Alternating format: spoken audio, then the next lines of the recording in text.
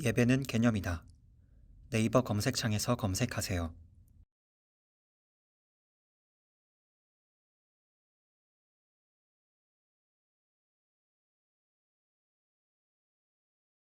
하나님 말씀 보시겠습니다. 하나님 말씀은 마태복음 5장 10절부터 12절까지의 말씀.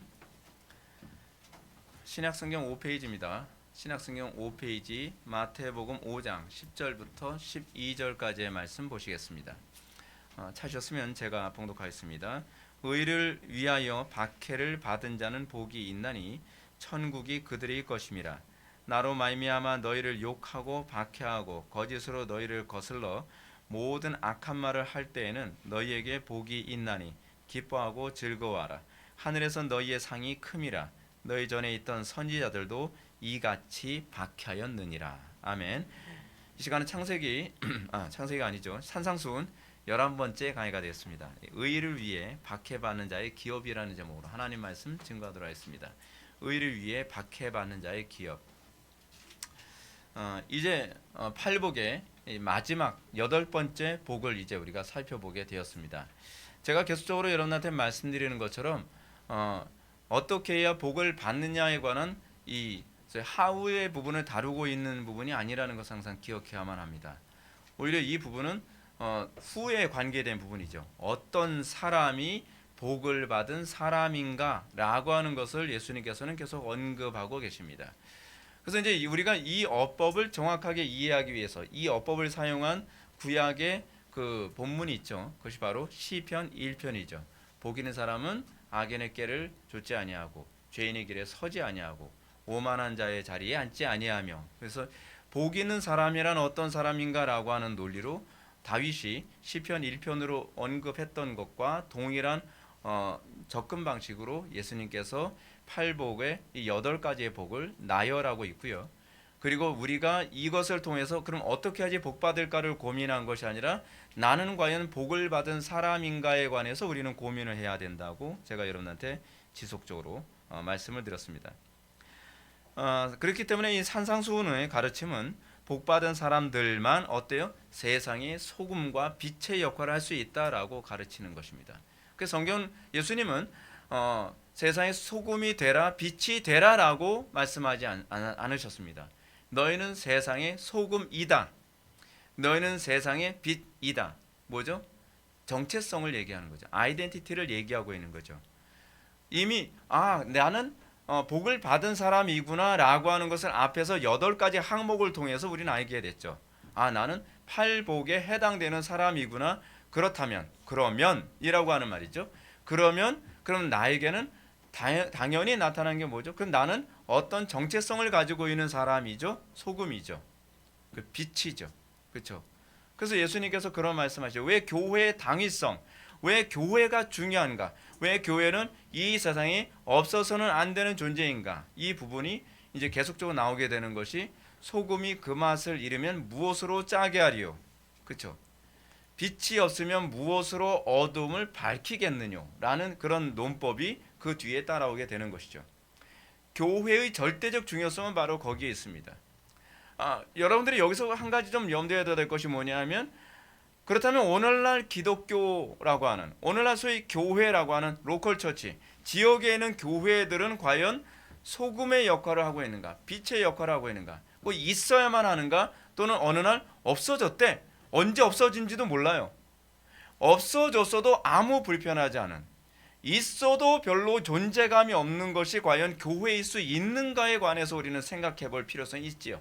그렇죠? 어떤 사람이 어느 직장에서 있다가 그만뒀어요. 있다가 그만둬도 그 사람이 그만뒀다. 언제 그만뒀어? 존재감이 없죠. 있어도 별로 유익이 안 되고 없어도 별로 불편하지 않은 그런 존재가 아니라는 겁니다. 교회는 어느 시대든지 그런 존재가 아니었습니다. 교회가 등장하게 되면서 예수를 믿는 사람이 나타나면서 나타나는 특징이 뭐냐면 세상이 요동치기 시작을 하는 겁니다.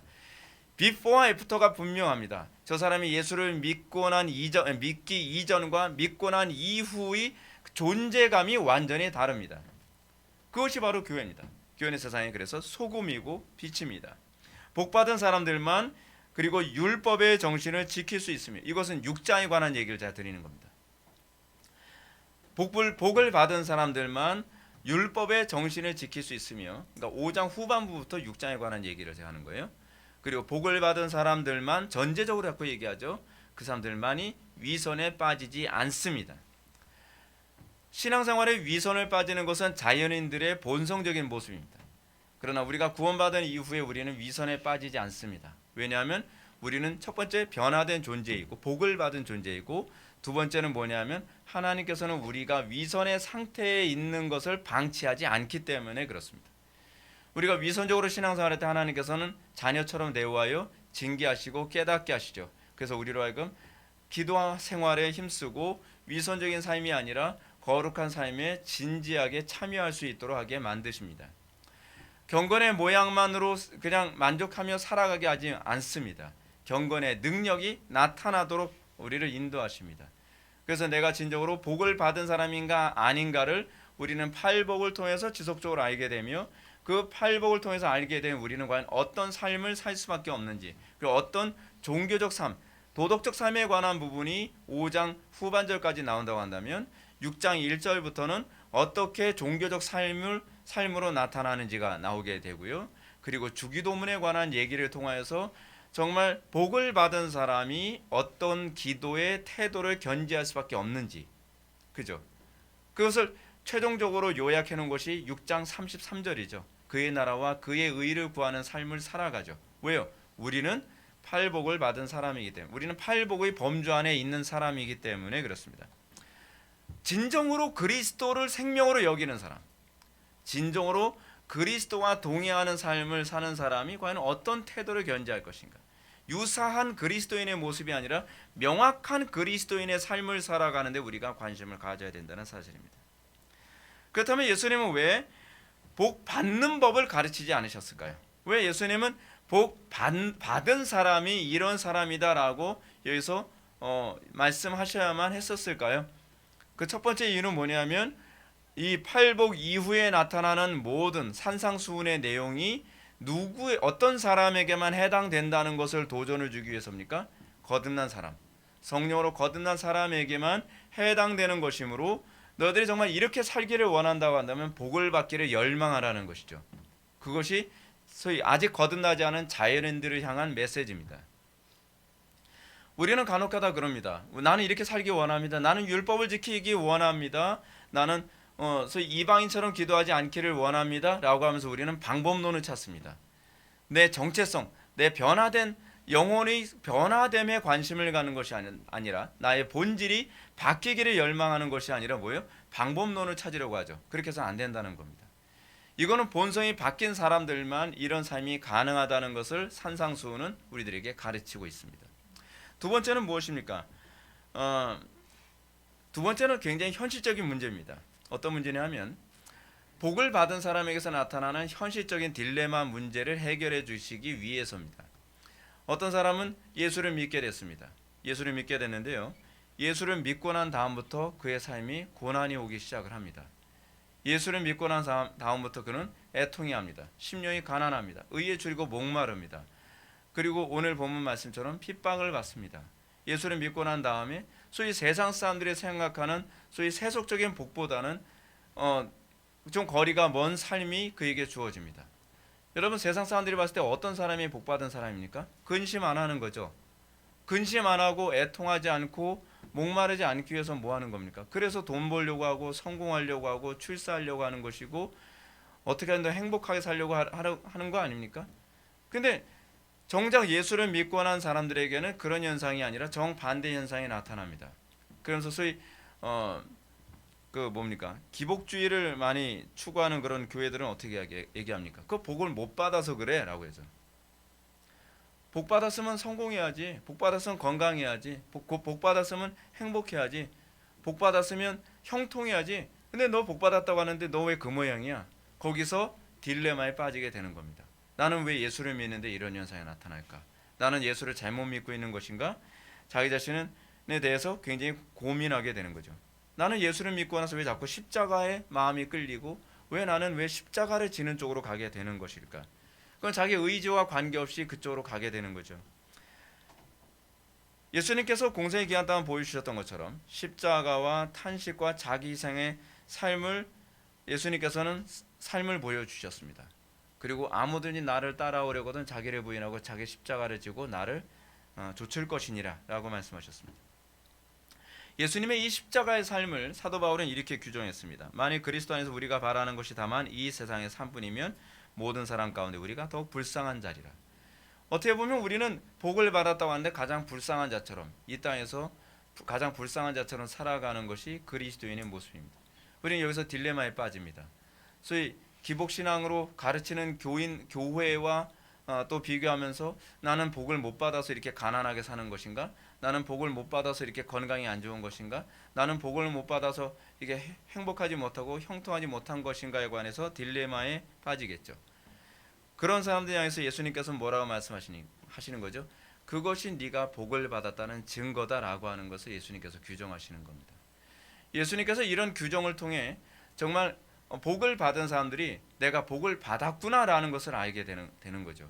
여러분, 우리는 인생을 살아가면서 내가 복 받았다는 것을 의식하지 못하면서 살아가는 경우가 얼마나 많이 있습니까? 그렇죠?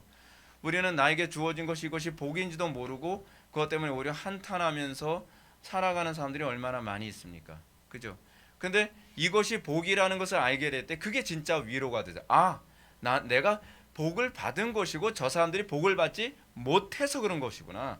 나는 지금 오히려 특권을 누리고 있는 것이구나. 예수님께서 말씀하셨던 것처럼 좁은 문에 들어가길 힘쓰라. 원하여도 얻지 못하는 자가 많으리라 라고 얘기하는 것처럼 좁은 문에는요 아무나 들어갈 수 있는 것이 아닙니다. 그건 특권입니다. 우리는 내가 그 특권 안에 있는지, 내가 진짜 그 복을 받은 존재인지, 이걸 우리는 뭐라 얘기합니까? 영적인 복이라고 얘기하는 거죠. 우리는 이 영적인 복을 받은 존재인지 아닌지도 우리는 예수님께서 이 팔복을 통해 규정하셨기 때문에 우리는 알게 되는 것이고, 우리는 이 규정을 통해서 우리는 위로를 받고 오히려 이것을 당당히 하고 떳떳해 할 수 있는 그런 도전을 받게 되는 것이죠. 이런 차원에서 예수님이 마지막으로 선언하는 복이 의를 위하여 박해받는 자는 복이 있나니 라고 말씀하신 점은 굉장히 중요합니다. 그래서 우리 주님이 본래 의도하신 대로 번역한다면 복을 받은 사람은 의를 위하여 박해를 받는 자입니다 라고 이렇게 번역하는 것이 본문의 의도의 훨씬 선명한 해석입니다. 예수님의 이 가르침은 세상의 눈으로 봤을 때 누가 보더라도 결코 복받은 사람처럼 보이지 않습니다. 아니, 여러분, 박해받는 거 좋아하는 사람이 어디 있습니까? 핍박받는 거 좋아하는 사람이 어디 있습니까? 아무도 그렇지 않습니다. 하다못해 사도들도 핍박받는 것을 좋아하진 않았습니다.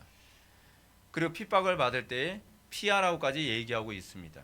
근데 예수님께서는 의를 인해서 핍박받은 자, 그 사람이 정말 복받은 사람이야 라고 가르치고 계신다는 사실이죠. 그렇다면 여러분, 박해 또는 핍박받는 것이 복이라고 생각되려면 어떻게 해야 가능하겠습니까? 이거는요, 믿음의 눈이 아니면은 보이지가 않습니다. 핍박받는 게 이거 복이야 라고 해서 자기를 세뇌한다고 해서 이게 복으로 여겨지지 않습니다. 이것이 복으로 여겨지려면 우리의 믿음의 눈이 열려야만 합니다. 믿음의 눈이 열리기 전에는 누가 뭐라 그래도 난 그게 복으로 안 여겨지는데 계속 그렇게 나올 수밖에 없죠. 예수님은 제자들에게 아까 제가 말씀드렸던 것처럼 좁은 문으로 들어가라. 멸망으로 인도하는 문은 크고 그 길이 넓어 그리로 들어가는 자가 많고 생명으로 인도하는 문은 좁고 길이 협착하여 찾는 자가 적음이라 라고 말씀하셨습니다. 세상 사람들이 봤을 때 어떤 사람들이 더 복된 삶이라고 생각하기 때문에 그렇습니까? 넓고 평탄하고 안락한 길, 거기가 복되게 보이죠. 그렇게 복되게 보이죠. 저도 그렇게 살고 싶었어요. 정말 그렇게 살고 싶더라고요. 평탄하게 살고 싶죠. 그리고 넓은 길로 가고 싶죠. 그리고 고난 없는 길을 살고 싶죠. 이 땅에서 우리가 다 바라는 바가 그거 아닙니까? 이 땅에서 편안하게 행복하게 살다가 고민 안 하고 살다가 편안하게 죽는 거. 그래서 점점 그곳으로 세상 모든 문화와 모든 기술이 그쪽으로 발달하는 것 아닙니까? 그래서 하다못해 안 믿는 사람들 어떻게 해요? 죽는 것도 안락하게 죽도록 하기 위해서 뭐예요? 안락사라고 하는 그런 법도 만들려고 하고, 그리고 그것을 가능하게 할 수 있는 기계까지도 자꾸 개발하려고 하지 않나요? 잠들듯이 죽고 싶다. 이게 사실은 이 땅에서 영원한 것을 바라보지 못하고 육신의 것만 바라보는 사람들이 소망을 갖게 되는 그런 것들이 다 이런 것 아니겠습니까? 여러분, 이런 주님의 가르침은요, 거듭난 이후에 자기 의도와 관계없이 스스로 고난과 핍박의 길만 걸어가게 되는 성도들에게 굉장히 위로가 됩니다. 여러분 어떤가요? 고난의 길을 걷게 되는 것, 의로 인해서 핍박을 받게 되는 이 길은요, 특권이지 사실은 의지로 되지가 않습니다. 그렇게 살려고 해서 사는 게 아니에요. 그렇기 때문에 예수를 믿고 난 다음에 의로 인하여 핍박을 받는 사람들이 혼란스러운 거예요. 나는 왜 예수 믿고 나서 왜 이렇게 인생이 이렇게 가게 되는 거지? 외면하고 싶은데 왜 나는 내 마음이 십자가로 자꾸 끌리는가? 자기를 이해할 수 없는 거죠. 왜 이렇게 되고 있는 거지? 왜 나는 남들처럼 편안하게 인생을 살아가는 쪽을 선택하게 되지 않고, 왜 고난이라는 거 뻔히 아는데도 불구하고 왜 자꾸 그쪽 길을 가게 되고 내 마음이 끌리게 되는 것일까? 남들은 다 쉽게 목회하는데 왜 나는 굳이 힘들게 목회하는 쪽으로 가게 되는 것이고 이렇게 살게 되는 것인가? 그것이 이제 제가 갖게 되어진 딜레마 중에 하나이기도 했거든요. 근데 예수님께서는 오히려 그렇게 말씀하신 거예요. 그게 특권이야. 좁은 문으로 들어가는 것은 아무나 하는 게 아니야.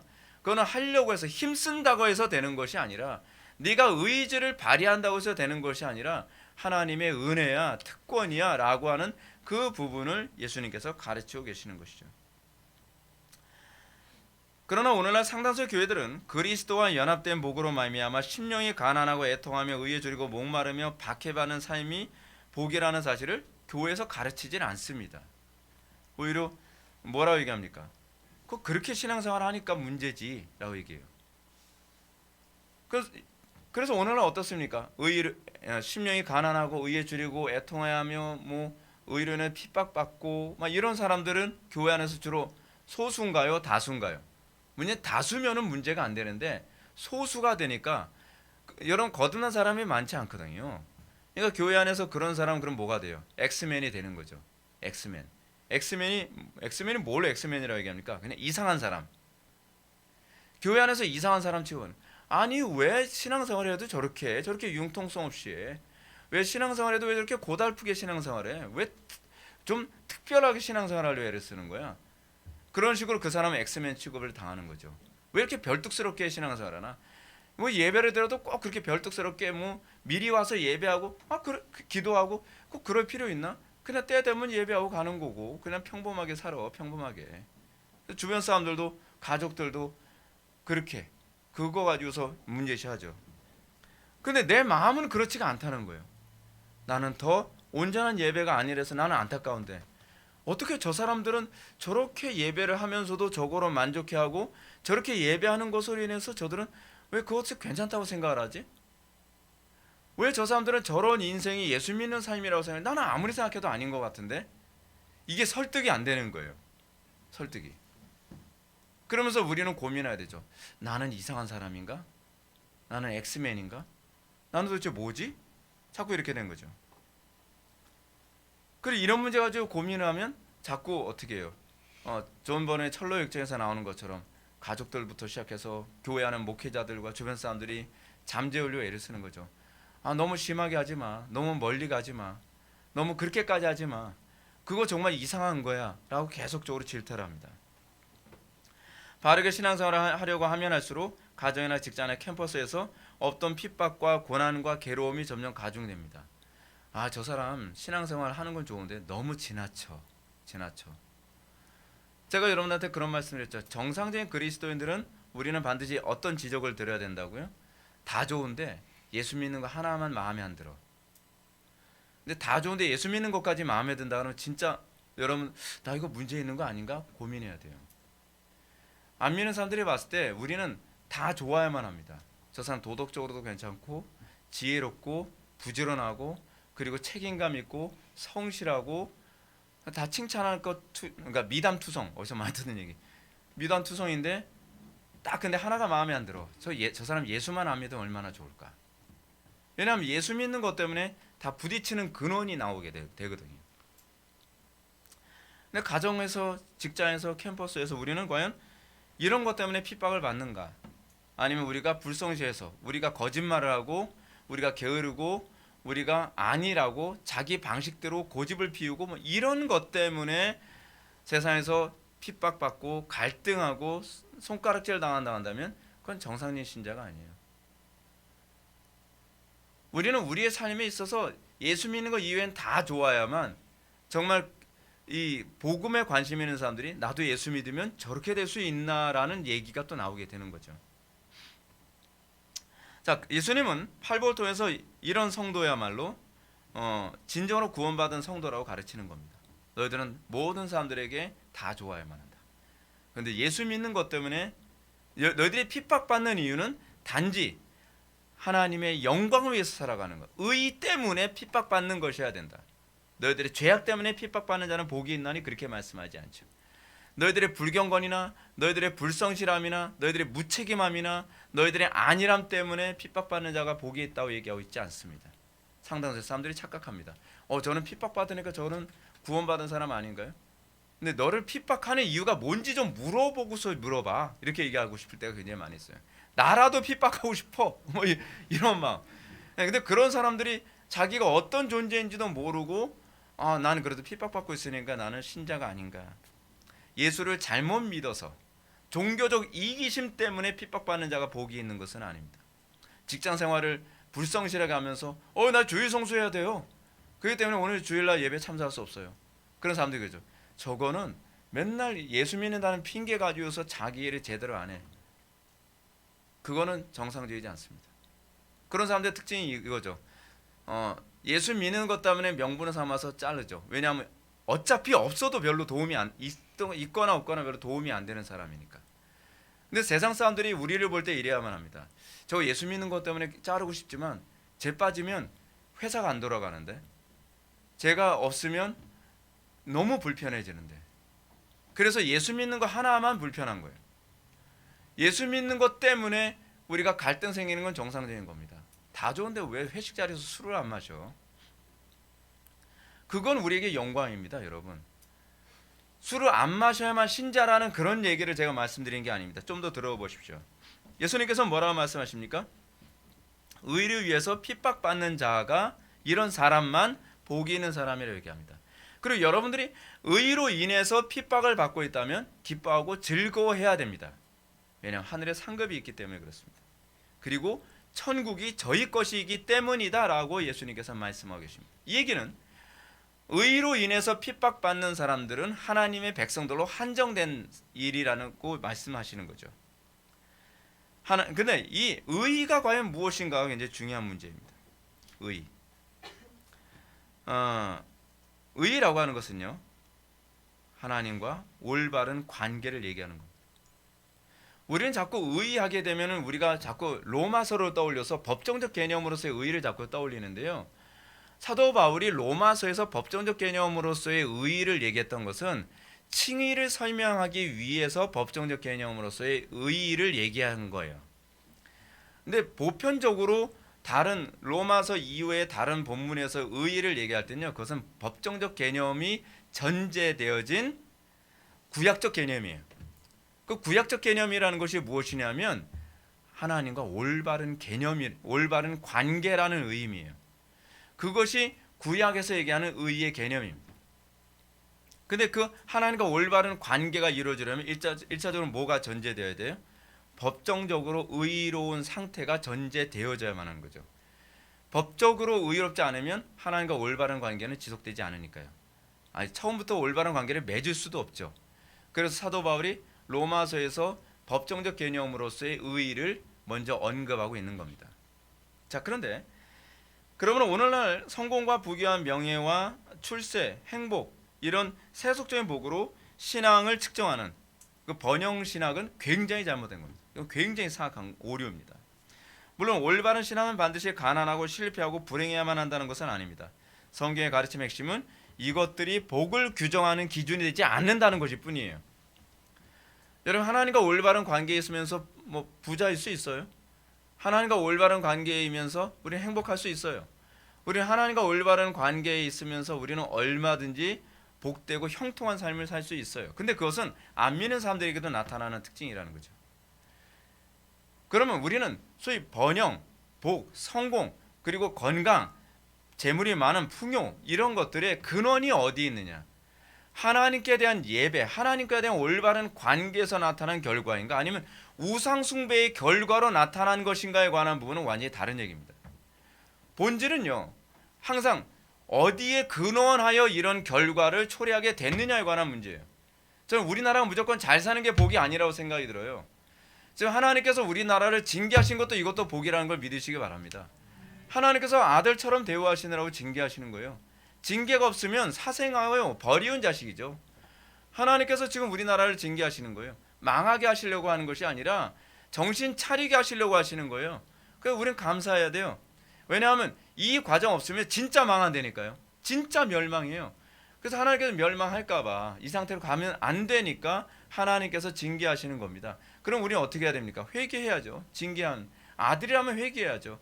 아들이라면 하나님 앞에 바로 서지 못한 거 하나라도 깨달았으면 하나부터 실천하고 회개하면서 하나님과의 관계를 올바른 관계로 돌아가려 해야 되지 않겠습니까? 성경이 가르치는 복은 오로지 그리스도와 동행하는 것, 곧 다시 하면 임마누엘이 복입니다. 그것이 창세기서부터 요한계시록까지 일관성있게 나오는 복의 중요한 핵심이거든요. 하나님과 동행하는 것, 그리스도와 연합된 삶을 살아가는 것, 이것이 복입니다. 이렇게 그리스도와 연합된 삶을 살아가면 성도는 그 가운데서 출세할 수 있죠. 그 가운데서 우리는 행복할 수 있고 부자로 살 수도 있고 건강하게 살 수 있죠. 실제로 복음이 들어간 나라마다 번영하게 됐죠. 그런데 복음이 들어가서 번영하게 된 것과 죄악된 방식으로 번영하게 된 것은 별개의 문제. 우리 자꾸 결과 가지고 따지지 말고 근원 가지고 따지는 그런 습관을 좀 들여야 된다는 것입니다. 복은 주님과 함께하는 것입니다. 그 가운데 부자든 가난하든 성공하든 실패하든 건강하든 병약하든 이건 중요하지 않습니다. 중요한 것은 내가 약하냐 강하냐 부자냐 가난하냐 성공했냐 실패했냐가 아니라 이 과정에서 내가 하나님과 동행하고 있느냐를 항상 점검해 볼 필요성이 있죠. 사드락 메삭 아벳느고가 형통했을 때도 주님이 동행하셨지만 풀무불 안에 들어가는 그 가운데서도 동행하셨죠. 모든 것이 우리는 항상 관심이 내가 동행하고 있느냐. 저는 목회하면서도 제일 두려운 것이 뭐냐면 뭔가 잘 돼가고 있을 때 제가 고민하는 것이 내가 지금 주님과 동행하고 있는가? 주님과 동행하지 않은 상태에서 잘 돼가고 있다고 한다면요, 지금 벼랑을 향해서 엑셀레터를 밟고 있는 거거든요. 그러니까 우리는 삶의 매 순간순간마다 내가 뭔가 형통한다고 생각하는 그때에 넘어질까를 조심하는 태도를 견지해야만 합니다. 사도 바울은 이렇게 얘기합니다. 내가 궁핍함으로 말하는 것이 아니다. 이게 무슨 얘기죠? 내가 궁핍하니까 합리화하는 거 아니야 라고 하면서 이렇게 얘기합니다. 어떤 형편에든지 나는 자족하기를 배웠노니 나는 비천에 처할 줄도 알고 풍부에 처할 줄도 알아. 모든 일, 곧 배부름과 배고픔과 풍부와 궁핍에 처할 줄도 아는 일체의 비결을 배우노라. 내게 능력 주신 자 안에서 내가 모든 것을 할 수 있느니라. 사도 바울에게 있어서 능력, 사도 바울에게 있어 복은 무엇입니까? 가난하냐 또는 풍요로우냐, 내가 사역이 굉장히 형통하냐 사역이 잘 안 나가냐, 그게 아니라는 거죠. 이 어쨌든 범사에 내가 주님과 동행하고 있느냐, 내가 하나님과 함께하고 있느냐, 내가 그 임마누엘 하나님과 동행하는 삶을 살아가고 있느냐가 그게 우리의 관심사예요. 이것이 자연인들과 그리스도인을 구별하게 만드는 중요한 시금석이죠. 우리는 자꾸 뭐 가지고 얘기하기 좋아합니까? 성공하고 출세하고 잘했다는 거예요. 우리 딸아이가요, 주일성소는 비록 좀 등한시했지만 이번에 서울대학교 들어왔어요. 뭐가 중요해 그게요? 하나님 없이 서울대학교 들어왔으면요, 그건 멸망하러 달려간 거예요. 우리 어떤 분은 이런 얘기합니다. 우리 아이가요, 주일성소하고 뭐하고 신앙생활, 얘 맨날 신앙생활 해야 한다고 맨날 기도하고 그러더니 결국 간 데가요, 그냥 후진대학교 후진과에 들어갔어요. 그 복 받으려고 들어간 겁니다. 우리는 삶의 매 순간순간마다 중요한 건 우리 아이가 하나님과 동행하고 있는지, 우리 가정이 지금 하나님과 동행하고 있는지, 우리가 정말 말씀 위에 서 있는지, 항상 그거 관심 가져야 되거든요. 근데 이건 없어요. 이건 없어요. 세속적으로 우리가 세상적으로 가서 얼마나 형통했고 돈 많이 벌었고 성공했고 얼마나 잘났고 잘 먹고 잘 살았느냐, 우리는 이거 가지고서 간증을 하죠. 그러면서 그것이 마치 신앙인 것처럼 사람들을 오도하죠. 이렇게 의를 위하여 핍박받는 것은 하나님의 백성의 징표로 여겼던 태도가 바로 신약 성경에 명확하게 나타나죠. 사도행전 5장을 보면 사도들은 복음을 증거하다가 공회에 붙잡혀 핍박을 받습니다. 여러분, 공회에 붙잡혀 핍박받는 것이 복입니까? 자, 제가 이렇게 말씀드릴게요. 이거 자체는 복이 아니에요. 우리는 고난받는 것 자체는 복이 아닙니다. 근데 이것이 복받은 자의 표징이라고 보면 다른 얘기가 되는 거예요. 저는 여러분들이 가난해야 된다라고 얘기하고 싶지 않습니다.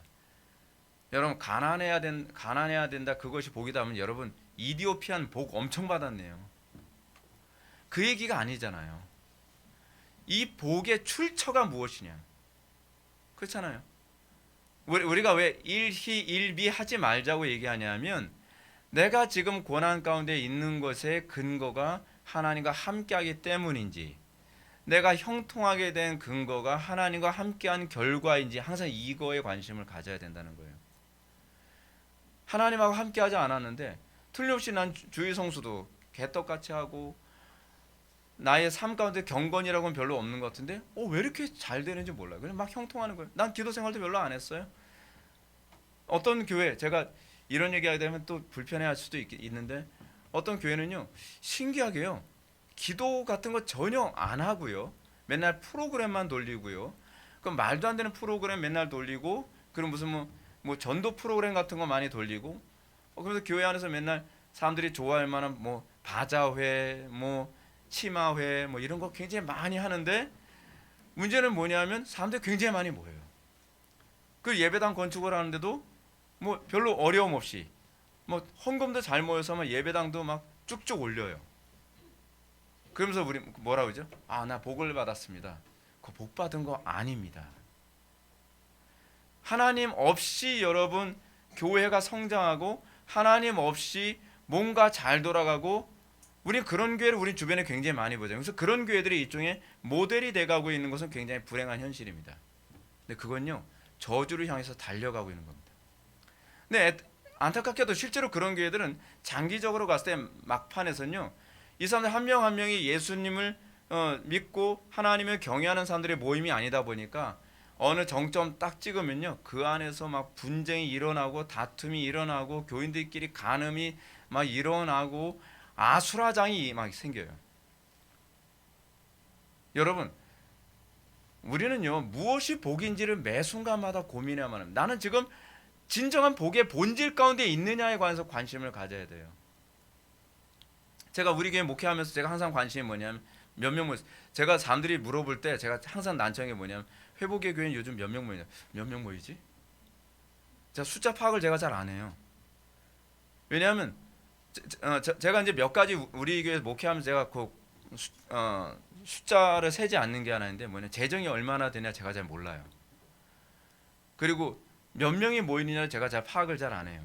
왜냐하면 그것이 복이 아니기 때문에 그래요. 항상 복의 본질이 뭐냐면, 그래서 우리 교회가 이래서 재정이 많이 모이는데 이게 하나님을 경외해서 이게 재정이 많이 모인 건가? 아니면 인위적인 방법으로 재정이 많이 모인 건가? 항상 그게 먼저 고민이 되는 거예요. 우리 교회가 지금 이런 게 이게 복 받아서 그런 건가? 아니면 이게 저주인가? 갑자기 사람들이 많이 모여, 막 엄청 많이 모여. 그럼 또 고민이 되는 거예요. 이게 지금 정상적으로 많이 모이고 있는 건가? 아니면 비정상적으로 많이 모이고 있는 건가? 하나님께서 복을 주셔서 그 결과로 많이 모이게 된 건지, 그렇지 않으면 그냥 어떤 대외적인 어떤 유명세 때문에 많이 모이게 된 건지, 또 그거 되면 제가 또 스트레스가 막 쌓여요, 제가. 그럼 제가 한동안 또 막 짜증내면서 설교하잖아요. 예. 왜냐하면 좀 털어내서 교회가 교회의 본질, 정체성을 지켜내지 않으면 제가 스트레스 받아서 제가 못 견디겠는 거예요. 그거 좀 이해를 안 해주셔도 되는데, 근데 그게 제가 교회가 본질을 지켜내는 방식이라 저는 생각을 해요. 여러분, 우리가 성경 한번 봅시다. 사도행전에서 아까 하던 말씀, 사도행전 5장에서도 보면 사도들이 복음을 증거했더니 그것 때문에 핍박을 받았어요. 근데 핍박을 받고 공회에 붙잡힌 상황에서 가말리엘이라고 하는 그 율법사 있죠, 교법사라고 얘기하는데, 가말리엘이라고 하는 굉장히 권위 있는 교법사가 권면을 해서 그 위기를 모면합니다.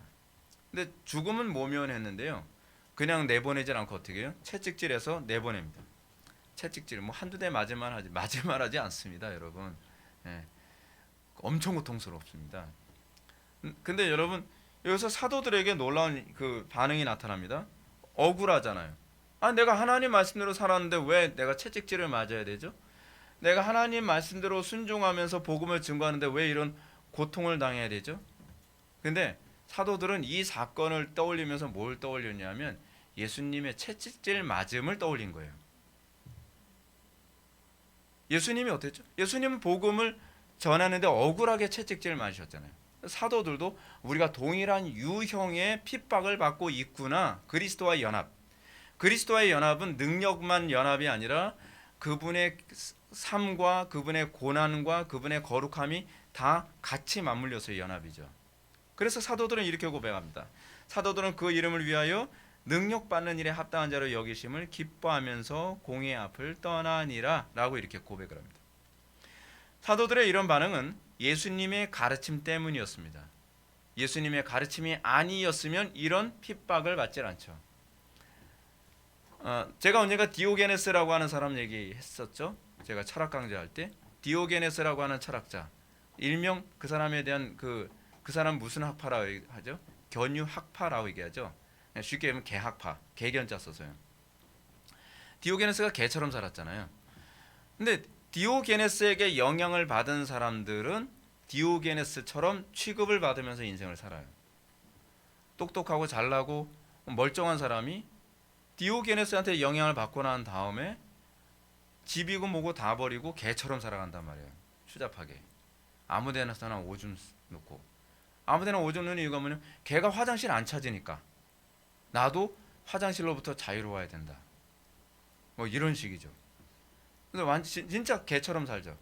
그러면서 사람들한테 디오게네스가 취급받았던과 동일한 방식의 취급을 받죠.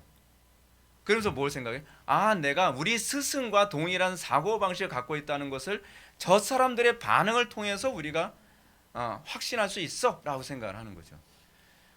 우리가 그리스도와 연합되었을 때 우리가 나타나는 것이면 우리는 지식에만 연합된 사람이 아닙니다. 우리는 그분과의 운명 공동체 안에 있습니다. 그래서 우리는 그분이 취급받았던, 그분이 공생의 기간 동안에 세상에서 취급받았던 것과 동일한 방식으로 취급받음으로써 사도들과 같이 그 이름을 위하여 능력받는 일에 합당한 자로 여김받는 것. 이거는 그 당시 고대 철학자들의 제자들이 보여줬던 그런 인식과도 굉장히 비슷한 방식이죠. 그렇게 하면서 그들이 기뻐하며 공회를 떠난 거죠. 매맞은 것을 기뻐한 것이 아니라 취급된 것을 기뻐하는 것. 내가 그 복 안에 있다는 것. 그러나 복음을 잘못 이해한 사람들은 이러한 핍박이나 이런 유형의 고난이 그들에게 없죠. 중요한 건 이겁니다. 제가 디오게네스를 얘기하지만 디오게네스의 가르침을 받은 사람들 중에서도 디오게네스의 가르침을 정확하게 이해하지 않은 사람은 그런 취급을 안 받아요. 잘못 이해한 사람은 디오게네스처럼 취급되지 않는다는 것이죠. 우리가 복음도 정확하게 이해한 사람들만이 예수님처럼 취급을 받게 되는 것이죠. 오늘날 복음을 이해했다고 하는, 교리를 많이 알고 있다고 생각하는 그런 사람들이 보면은 그리스도와 동일한, 예수님과 동일한 취급을 받지 않는다고 하는 것은 그들이 복음을 뭔가 잘못 이해하고 있는 것이 아닌가에 관해서 심각하게 고민해 볼 필요성이 있는 것입니다. 존 버넌의 철로역정에서 나오는 그런 삶이 나에게도 그대로 나타납니다. 나는 그런 취급을 받고, 가정에서 그런 취급을 받고, 직장에서도 그런 취급을 받고, 사회에서도 성경이 얘기하는 또는 버넌의 철로역정에서 나오는 그런 취급을 받는 삶이 나에게 나타나는가 고민해야죠.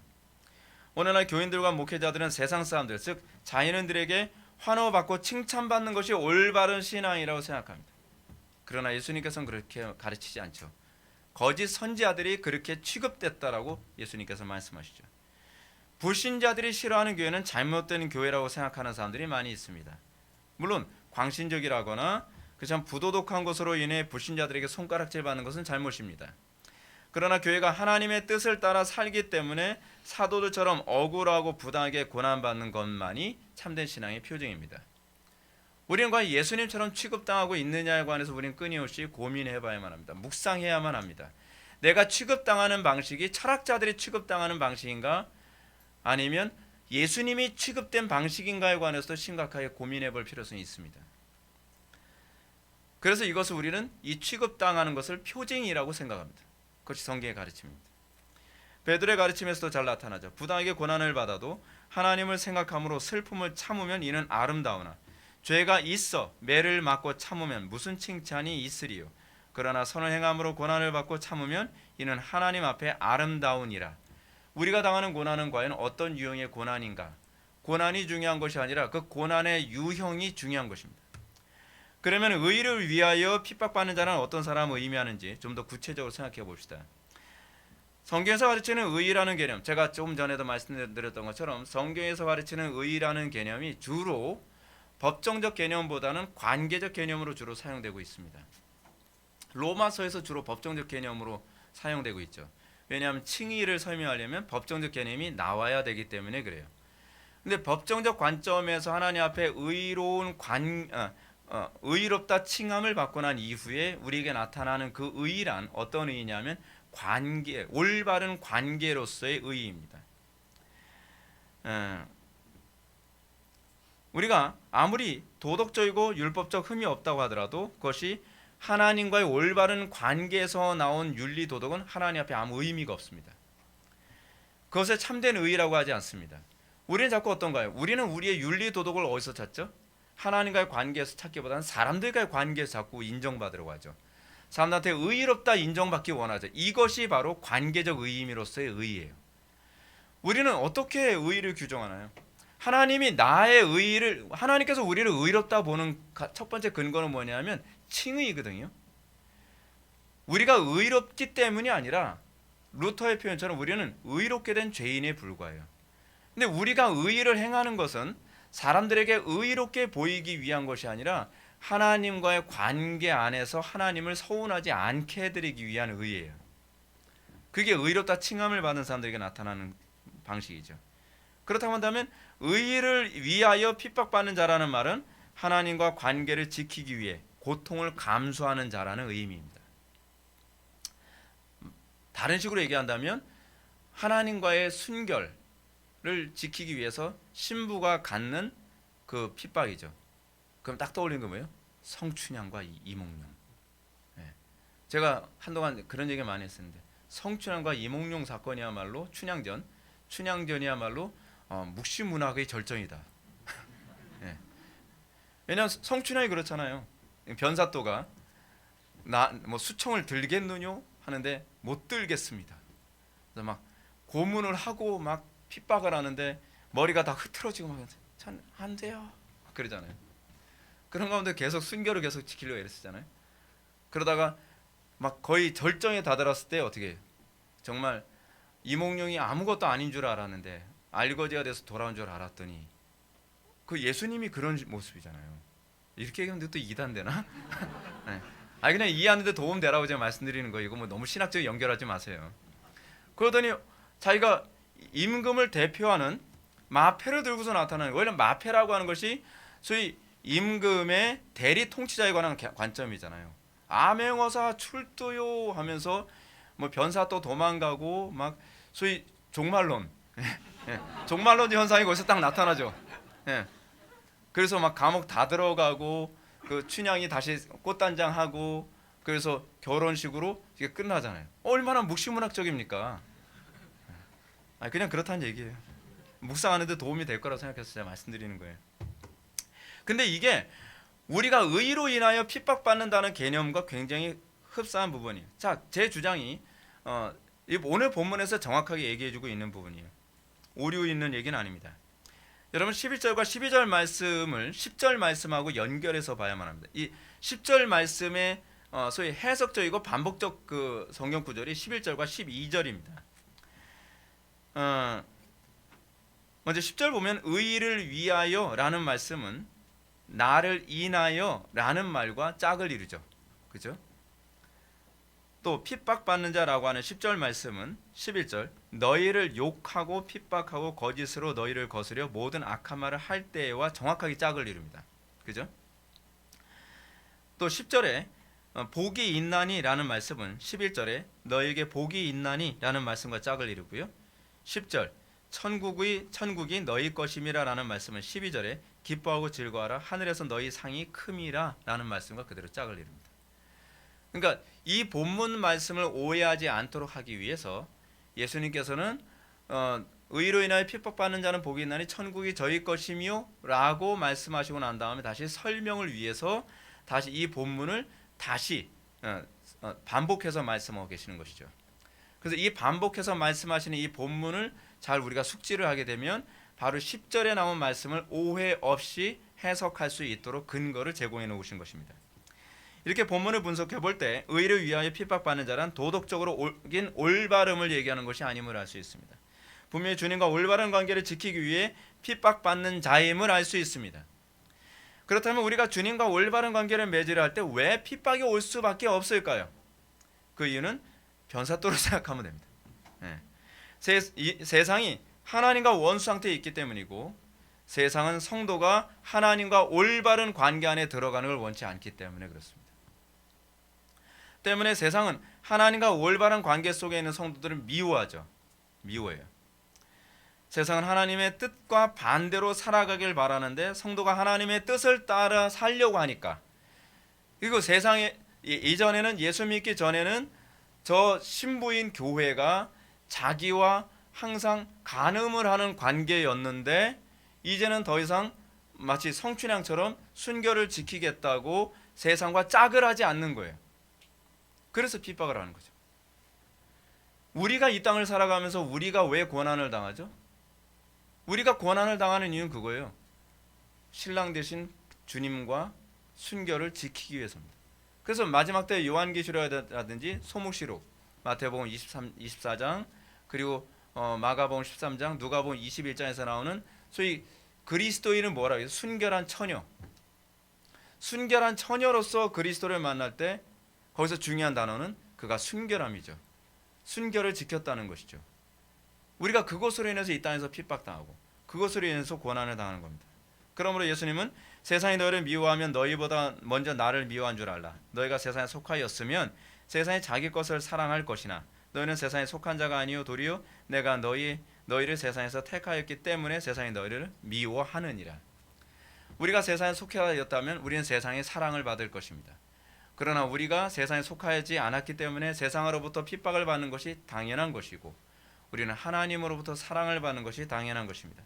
그러면 우리가 단순히 교회 다니는 종교 행위 때문에 받는 고난이나 혹은 우리가 광신적이라거나 지혜롭지 못하거나 어리석기 때문에 받는 고난은 여기에 해당하지 않습니다. 또 우리는 지나치게 율법적이기 때문에 고난을 받는 것도 여기에 해당되지 않습니다. 우리가 고난을 당하는 이유는 하나님과의 관계 때문입니다. 소위 루터가 얘기하는 소위 변화된 양심, 거듭난 양심. 하나님, 내가 거듭나고 나서 보니까 하나님과의 관계 안에서 내가 순결을 지키기 위해 이렇게 할 수 없는 거예요. 이건 마치 뭐죠? 내가 어떤 여자를 좋아하게 됐습니다. 그리고 이 여자와 내가 결혼하기로 이제 약속을 했습니다. 근데 이런 상태에서 서로가 사랑을 확인한 관계 안에서 양심이라는 게 생기기 시작하죠. 내가 이 여자를 사랑하면서 내가 딴 여자와 몸을 섞을 수 없고, 내가 이 여자를 사랑함에도 불구하고 내가 과거처럼 딴짓을 할 수 없는 그런 변화된 양심. 우리 그리스도인들에겐 그런 변화된 양심이 있습니다. 이전에는 우리는 죄를 짓는데 아무 양심의 가책을 느끼지 않았지만 이제는 하나님을 사랑하게 됐기 때문에 그 변화된 양심이 이제는 세상과 짝하여 사는 것에 대해서 심각한 갈등과 그리고 슬픔과 고통을 느끼게 되는 것, 그것으로 인해서 우리는 끊임없이 핍박과 고난을 감수할 수밖에 없는 것이죠. 그렇다면 의로 인한 고난과 자기가 잘못해서 받게 된 고난을 구분하는 중요한 시금석이 어디 있을까요? 첫째는 이것입니다. 고난이 예수님께서 당하셨던 고난과 같은 맥락에 속한 것인가 아닌가에 관한 문제입니다. 여기서 우리의 고난이 그리스도와 연합해서 나타나는 것인지 알 수 있죠. 우리 신하의 선배들은 예나 지금이나 그 고난 당하는 유형이 그리스도께서 당하셨던 고난의 유형과 아주 일치합니다. 왜냐하면 우리는 그리스도의 몸이기 때문에 그렇습니다. 더 이상 우리는 나의 운명이 아니라 그리스도의 운명에 연합된 운명 공동체의 삶을 살아갑니다. 마치 아까 디오게네스를 얘기했던 것처럼 디오게네스의 제자가 디오게네스와 동일한 방식으로 다른 사람들에게 취급당했던 것처럼 우리에게 그런 현상이 나타나는가를 고민해야만 합니다. 두 번째는 이것입니다. 우리의 고난이 의로 인하여 고난을 받는 것인지 분별하려면 그 고난이 하나님을 영화롭게 하고 하나님 나라를 확장하는 데 반드시 필요한 고난인지 아닌지를 고민해 보아야만 합니다. 어떤 사람은 고난을 당하는 것 같은데 그 고난이 하나님 나라에 아무 유익이 안 돼요. 고난을 당하는 것 같은데 그 고난이 하나님의 이름을 오히려 모독하게 되는 경우도 상당히 많이 있어요. 하나님의 이름이 높여지질 않아요. 그것은 고민해 봐야만 합니다. 만약 우리의 죄악과 불법함 때문에 받는 핍박이라면 그 고난은 잘못된 고난입니다. 어떤 교회는 그렇습니다. 하나님의 영광에서 예배당 건축을 하는데 어쩔 수 없어. 예배당을 더 크게 져야 되기 때문에 불법한 방법을 사용할 수밖에 없어. 그것으로 인해서 외부로부터 공격이 오고 비난이 왔을 때 그것은요, 의로 인한 핍박이 아닙니다. 우리는 하나님의 뜻을 이루어준다는 명분 하에서 우리는 불법이나 또는 죄악이나 어떤 타락한 방법을 허용하면서 그것을 하나님의 뜻 또는 하나님의 영광이라는 것으로 자꾸 포장을 하려고 하는 그런 경향이 많이 있거든요. 그것은 의로 인한 핍박에 해당되지 않습니다. 또는 어떤 사람은 전도를 더 많이 하기 위해서, 더 많은 사람들이 예수 믿게 하기 위해서 거짓말을 사용하는 사람 많이 있죠. 그리고 불법한 방법, 그래서 성경적이지도 않은 방법을 사용하면서 그것에 인해서 핍박받는 것을 여러분 의로 인한 핍박이라고 생각하면 곤란합니다. 과거에 우리는 그런 전도법 많이 봤습니다. 거짓말로 전도하는 거 굉장히 많이 봤잖아요. 남을 막 괴롭히면서 전도하는 거, 그리고 막 자기 권력을 악용해서 교회에 나오도록 강요하는 거. 여러분 그건요 올바른 게 아닙니다. 어떤 군인은 자기가 대대장이라든지 여단장, 사단장 정도 되니까 그 권력 가지고 강제로 교회 보냅니다. 군인들이 막 욕을 하죠. 그 병사들이. 그러면 나는 의로 인해서 핍박받는 거야. 아니요. 그것은 불법으로 인해서 욕을 먹는 겁니다. 하나님의 영광을 가리는 겁니다. 어떤 사람은 전도한다면서 어떻게 합니까? 아파트에 딱 와가지고서 거짓말로 막 제가요 아래에서 왔거든요. 그래서 마치 이 아파트에 사는 주민인 것처럼 이렇게 속여서 전도하는 거 별로 옳지 않습니다. 어떤 사람은 전도하면서 아파트 문 닫을까봐 발부터 딱 무리하게 발 집어넣으면서 문 못 닫게 하면서 조금만 더 복음 들어보세요. 이것도 별로 성경적이지 않습니다. 왜 자꾸 이런 방법이 사용되냐 하면요, 거기에는 하나님의 능력을 의지하지 않고 내 방법으로 그걸 하려고 하기 때문에 그렇습니다. 하나님은 얼마든지 문 여실 수 있습니다. 하나님께서 역사하신다면 우리는 할 수 없지만 하나님의 방법으로 할 수 있어요. 거짓말하지 않고서도 되는 길이 있단 말이에요. 근데 우린 그거를 자꾸 합리화하죠. 자꾸 합리화합니다. 세 번째로 의로 인하여 핍박받는 자는 그 고난의 원인이 자신의 죄악된 성품 때문이 아니라 진리의 말씀을 순종하기 때문이어야만 합니다. 여기서 우리가 기억해야 될 것은 성도가 주님과 올바른 관계를 지키기 위해 혹은 진리를 순종하기 위해 핍박을 받지만 우리의 품행은 칭찬받을 수 있어야 한다는 것입니다. 무례한 자가 복이 있는 건 아닙니다. 우리는 진리를 수호한다고 하면서 우리는 무례하게 행동할 때가 얼마나 많습니까? 우리의 품행이 다듬어지지 않아서 욕을 먹게 되는, 또는 우리 입술이 거칠어서 욕을 먹게 되거나 비난을 받게 되는 것은 의로 인해서 핍박받는 것하고는 또 다른 문제입니다. 우리가 핍박받는 것은 오로지 주님 앞에 영적 순결을 지키고 진리를 따르는 것에만 근거를 둬야만 합니다. 굉장히 한정적입니다. 왜냐하면 11절에서 예수님은 그 핍박의 근거를 나를 인하여로 분명히 한정 짓고 계시기 때문에 그렇습니다. 나를 인하여, 즉 의를 위하여와 짝을 이루죠. 이 의라고 하는 것은 그리스도로 인하여예요. 그리스도 앞에 우리의 영적 순결을 지키기 위하여. 여러분 우리가 거듭난 양심을 가지고서 살 때에 우리가 술을 마시는 문제 가지고 간혹가다 그런 얘기를 합니다. 술 마시는 게 죄인가요 아닌가요? 그래서 자꾸 이런 얘기합니다. 미국에서는 기독교인들도 술을 마시던데요. 그러면 저는 그런 얘기합니다. 술을 마시냐 마시지 않느냐의 중요한 문제가 아니라 네 양심이 하나님 앞에서 그것이 순결을 지키기 위한 태도인지 아닌지를 좀 점검해봐라. 그래서 술 마시고 싶다는 얘기 아니냐. 그럼 사실 그거죠. 양심을 속이는 겁니다. 우리는 술을 마시느냐 마시지 않느냐에 관한 문제가 아니라 그것이 하나님 앞에서 내 양심이 순결을 지키는 것이냐 아니냐에 관한 문제에 의해서 우리는 결정될 수 있어야 된다는 거예요. 그런 차원에서 저는 술 마시는 게 제 양심에 저는 절대로 부합하지 않는다고 생각을 하는 거죠. 마지막으로 의를 위해 핍박받는 것과 그렇지 않은 고통을 구분하는 법으로 저는 성경과 교회사에 나오는 성도들의 고난과 자신의 고난을 비교하는 것이라고 말씀드리고 싶습니다. 오늘 본문 12절에서 너희 전에 있던 선지자들도 이같이 박해하였느니라.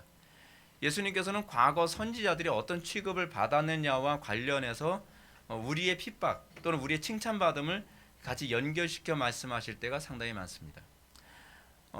너희 모든 사람들이 너희를 칭찬하거든 화 있을진저. 과거에 거짓 선지자들이 그랬느니라 라고 하는 그런 어법을 여기다 또 그대로 사용하고 있죠.